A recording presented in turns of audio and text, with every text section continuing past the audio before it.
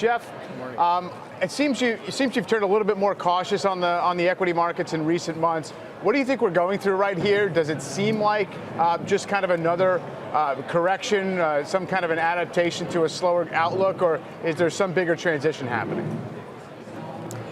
Mike, we would say a bigger transitioning is potentially happening. Certainly, we've gone from the bottom of the bear market in 2009, the Haynes bottom as it's known. Certainly, most of the pullbacks along that way should have been bought, and we were recommending that clients lean into those. This most recent one, we've taken some assets off the table. We actually began selling for our clients, selling into some strength this summer. The volatility that we've had, we've pulled back to a neutral allocation for our clients. I think this is really a much more major transition from an accommodative backdrop, easy monetary policy around the world, to much more of not necessarily tighter monetary conditions, but certainly less easy. And you're going to get issues on profits and even on PE multiples. I think that's really the key. We've had incredible earnings growth this year, as we all know, but multiple contraction. And I think that's what the market will wrestle with in 2019 as well. So you're saying that even with the major indexes down 10%, with the forward price earnings ratio of the S&P down to roughly where it was in early 2016, that's not cheap enough yet to make a further commitment to stocks? We are not leaning in at this juncture. We are neutral, though, so it is possible that you do get a rally from these levels if trade talks and a Fed pause comes our way. But we'd much rather battle that from a neutral allocation than we would an overweight, which we've had on for a couple of years. I think this is a real wait and see. The left tail risk, as we describe it, the downside risk here of a trade and tariff war becoming even rhetoric becoming more robust. And even a Fed which, if inflation continues, if wage pressure comes, a Fed which may want to stop hiking rates but can't because it needs to combat inflation, would also, I think, put potential downward pressure on markets even going forward. Mark, obviously the big call right now is when we might see a recession, or is the recession talk already getting a little bit maybe overblown? I mean, we got another really strong unemployment claims print this morning. Obviously, ISM has been very strong too. Where do you actually see us going in this glide path along some slowdown next year?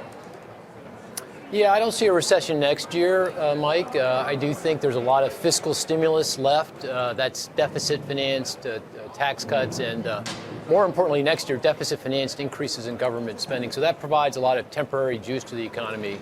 And so recession in 2019 seems very unlikely. But I do think things are coming together and suggest an economic downturn in 2020 will be quite significant, quite high. The stimulus will go away. Interest rates will be higher.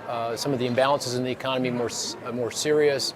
So a 2020 recession seems like at least even odds. Just to be clear, Mark, would you characterize it as a man-made recession, given some of the tariffs and the trade drama, the fact that you mentioned we have this deficit-fueled tax cut stimulus? Could we have avoided it?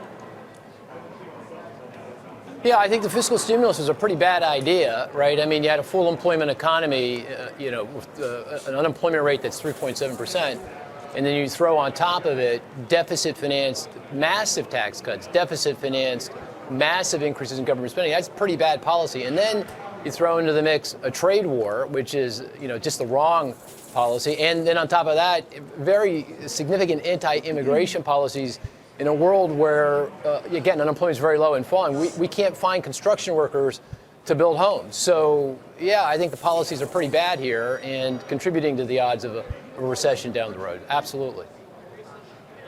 Jeff, if we can't agree on recession in 19, at least we have this Reuters poll now on the yield curve. I think of about 40 strategists, 30 or so do expect 2s, 10s to go negative sometime in the next year, possibly the next 6 months. Can we go there? I don't think we'll be inverted or flat in that short a time period. I think the Fed would have to move assertively to possibly get that done. But it is possible that the 10-year continues to come down if global growth continues to slow. So it certainly is a possibility. And certainly the 2-5 flattening that took place, the 2-year to 5-year, may be a bit of an early warning signal, but we'll have to wait and see.